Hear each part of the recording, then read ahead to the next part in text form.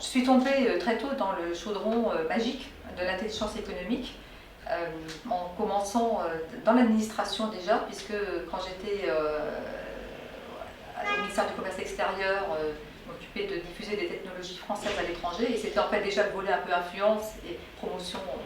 Et ensuite aux affaires étrangères, l'inverse, puisque je m'occupais de mieux exploiter l'information recueillie par les attachés scientifiques et techniques. Mais on ne savait pas qu'on appelait ça intelligence économique. Et après, des majors du BTP sont entre guillemets venus me chercher pour me proposer de monter pour eux une cellule privée d'intelligence économique, en fait de veille. Il n'y avait pas Internet à l'époque, hein, et donc il s'agissait de tout savoir de manière parfaitement légale, jamais rien fait d'illégal, de tout savoir sur les concurrents étrangers à l'international. Et donc, fait notre concurrent japonais sur les marchés du Koweït, enfin, etc. Voilà. Et donc, c'était très intéressant, ça a bien marché. C'est là que j'ai connu l'importance du réseau utile, des sources humaines, en plus des sources littéraires.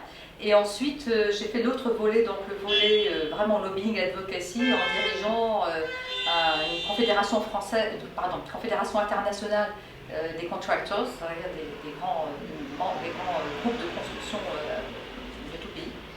Et là, j'ai constaté qu'il y avait très peu de Français dans les instances internationales concernées, à la Banque mondiale, dans les organisations techniques.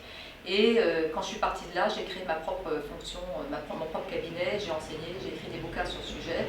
Et donc maintenant, en 2013, sur la base de cette expérience, Nicole Bricq, ministre du Commerce extérieur, m'avait demandé, en gros, vous écrivez beaucoup de choses, vous enseignez beaucoup de choses, maintenant, que préconisez-vous de manière opérationnelle?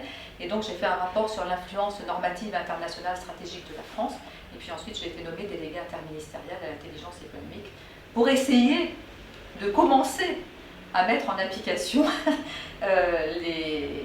enfin en tout cas de sensibiliser à la mise en application de ces trois volets, donc alerte, anticipation veille, sécurisation économique et influence.